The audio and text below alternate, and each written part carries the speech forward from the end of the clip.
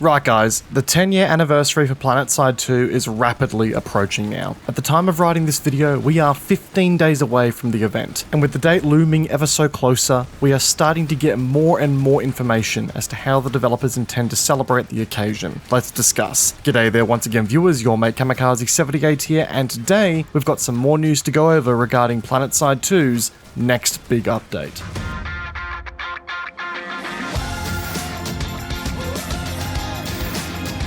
So guys, I am well and truly struggling to keep up right now because among all the other content I'm trying to do for other games on the channel at the moment, the news for the 10-year anniversary update for Planetside 2 just keeps on coming. Previously, we'd seen some news about the graphics updates that are set to come to the game as of this update. We've already discussed that in a previous video and I've left that linked in the card on the top right of your screen now. But let's be real, that's old news now. Now, the developers have revealed more information that goes into some of the gameplay updates that are slated to come to the game with this anniversary update. And I gotta say guys, there's some pretty unexpected stuff in here, at least for me. It really caught me by surprise, reading about some of the stuff and some of the directions that the developers are planning on taking with this update. So let's start off with the big one, probably the meatiest thing in this development letter. That being, we got some information about the new capture mechanics coming to the game. I bring you Capture the Conduit. Coming to smaller outposts littered across the game, this capture the flag style capture mechanic is something that aims to focus on multi-objective dynamic gameplay as opposed to the more traditional, stagnant, hold and defend capture point gameplay we've been used to for so long in this game. So now, as opposed to having capture points, each conduit base, or each base that's been redesigned for this new capture mechanic, will now have a set amount of conduits, repos, and strikes that all contribute to the overarching mechanic. They are as follows. Conduits are essentially flags that you run around and capture like headless chickens. Repos are the deposit points for flags that attackers must secure, and strikes are the score line that determines which faction takes a base. To elaborate a bit further, attackers are required to secure repos that are within the base they're attacking to start scoring conduit captures, which will consequently then score a strike towards the base capture. The faction to score the last strike, now whether this is the last strike on their individual score line or is a shared score line of strikes, if you will be the victors and secure the base. Defenders can quickly resecure a base entirely if they reacquire all of the relevant repos and return them back to home base. So it's basically capture the flag jam-packed into an open scale warfare game.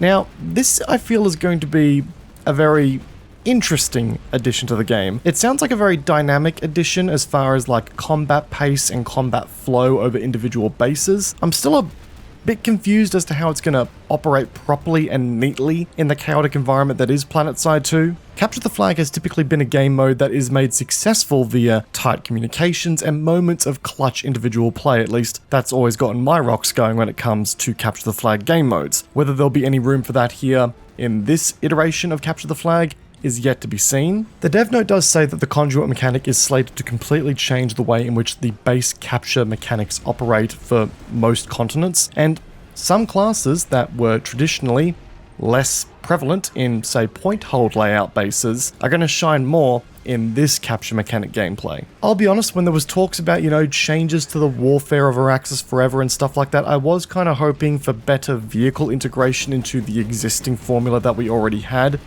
giving vehicles actual objectives beyond just farming infantry, but I'll reserve my judgment for the testing of this capture the flag mechanic. Maybe I'll like it even more. We'll see what happens. Oh, and as far as testing and when you'll be able to get your hands on it is concerned, stay tuned, because I've got some information for you at the end of the video that you might be interested in. Next up, and this is a pretty big one as well, Bastions are finally getting updated. It is finally happening, ladies and gentlemen. The big old skyward farming machines that are Bastions are getting some much needed attention via this upcoming update. The developers have stated that the days of the Bastion being, and I'm quoting here, a one-person point-and-click farming chariot are done. Gonskis completely. And how have they done this, I hear you asking? Well, the Mauler cannons and the attack commands have been removed from the driver's seat of the Bastion completely. And I gotta tell you, as somebody who liked the novelty of Bastions when they first came out but grew real tired of them real quickly after they just, started being abused more often, this is great news. And I really think that moving the Bastion away from the farming chariot role that it had prior to, you know, what's coming in this update is a great step in the right direction. Point being, if you've got a Bastion sitting in your outfit armory right now and you want to farm up with Mauler cannons, now's your last chance to do so. But this isn't just a complete gutting of what the Bastion can actually do, there are new mechanics coming to it as well. The Bastion will now have 3 new logistics-based abilities that it can be called upon from the pilot. Number 1.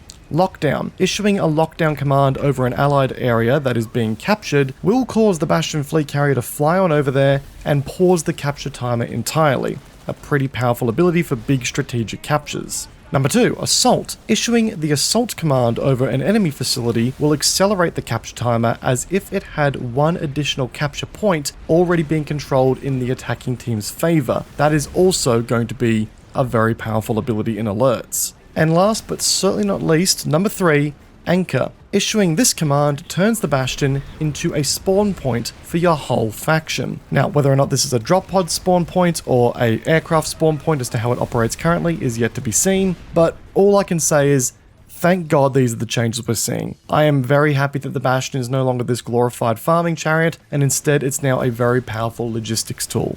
Good start. Good step in the right direction. I think we're finally making progress with the Bastion. Additionally, we're also seeing the return of the spawn priority system with this update to the game. Now, I can only hope that this doesn't break the servers once again like what it did with the Arsenal update where Connery was basically unplayable for around 3 months for me. I would be really ticked off if we saw that kind of thing happen again. But by the same token, at the end of the day, fight quality in this game has been nothing short of atrocious as of late for the most part, and you guys have seen me talk about that time and time again either on Twitter or on YouTube here, and seeing some efforts to direct forces that are redeploying more evenly will go a super long way in balancing out that fight quality. So I am in 2 minds here. I obviously don't want to see the game break again when it comes to, connectivity issues. The developers have said though that optimizations have come with this reiteration of the spawn priority system that hopefully means things won't be broken.